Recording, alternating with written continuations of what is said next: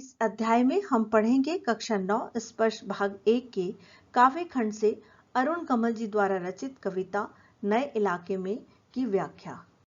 इस कविता में कवि ने शहरों में हो रहे अंधाधुंध निर्माण के कारण होने वाले बदलावों के बारे में बताया है।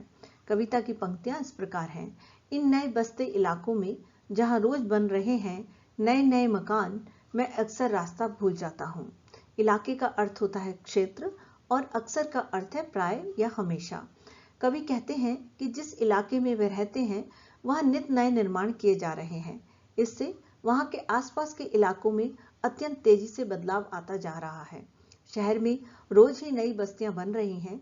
प्रतिदिन नए बनते मकानों के कारण कोई भी व्यक्ति ऐसे इलाके में रास्ता भूल सकता है और कवि को भी यही परेशानी हो रही है। वह भी इन नए मकानों के बीच हमेशा अपना रास्ता भूल जाता है।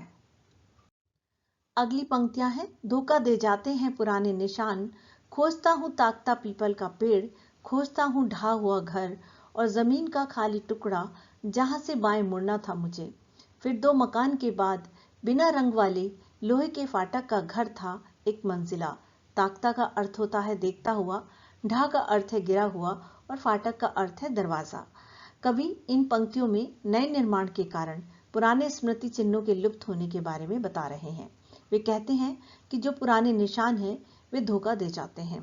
अक्सर जब हम किसी खास जगह पर जाना चाहते हैं तो वहां तक पहुंचने के लिए रास्ते में मिलने वाले लैंडमार्क या निशानियों की मदद लेते हैं। आप सब ने सुना होगा कि आगे चलने पर एक मंदिर आएगा, उसके बाद पीपल का एक विशाल पेड़ मिलेगा, वहीं से बाएं मुड़ना है। इसी तरह कवि ने भी अपने घर तक पहुंचने के लिए पीपल का पेड़, टूटा घर और जमीन का खाली टुकड़ा आदि जो निशानियां बनाई थीं, वे प्रतिदिन होने वाले बदलाव के कारण मिट गए हैं। इसलिए कवि रास्ता भूल जाता है। अब उसे खोजने पर भी पीपल का पेड़ नहीं दिखाई देता है और ना ही पुराना गिरा हुआ मकान।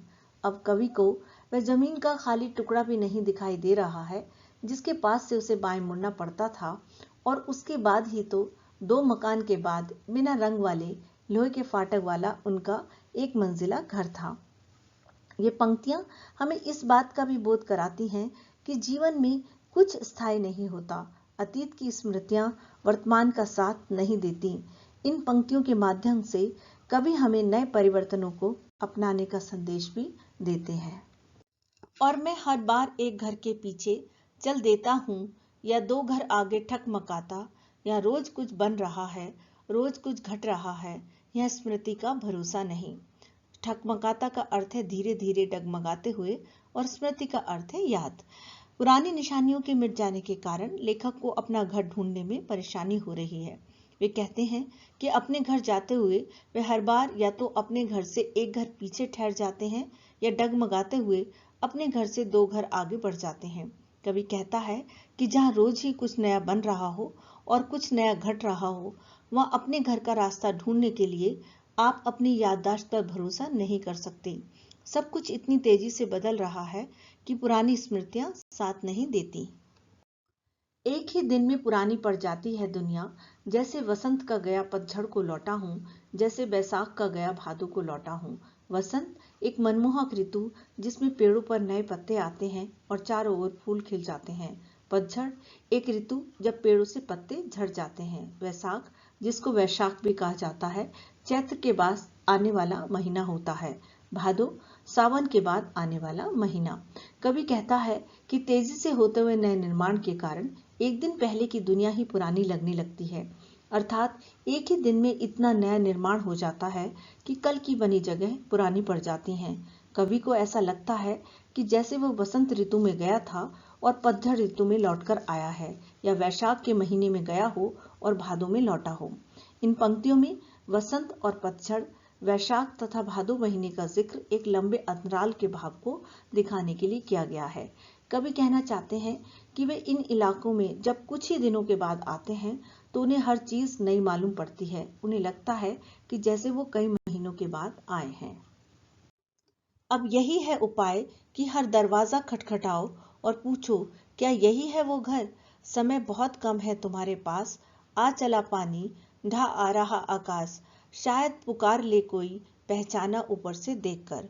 रास्ता भटक जाने के कारण कवि अपना घर नहीं ढूंढ पा रहे हैं। वे कहते हैं कि अब सही घर ढूंढने का एक ही उपाय है कि हर दरवाजे को खटखटाकर पूछो कि क्या यह वही घर है जिसकी उन्हें तलाश है। कवि कहते हैं कि उनके पास अपना घर ढूंढने के लिए अब समय बहुत कम है, क्योंकि आकाश से पानी बरसने वाला है। ऐसे में कवि अपने आप को अकेला और असहाय पाते हैं, क्योंकि वे अपना घर ढूंढ पाने में असमर्थ हैं। अब कवि के मन में यही आशा जगती है कि शायद ऊपरी मंजिल से कोई परिचित उन्हें देख लेगा और आवाज लगाकर उनके घर पहुंचा देगा।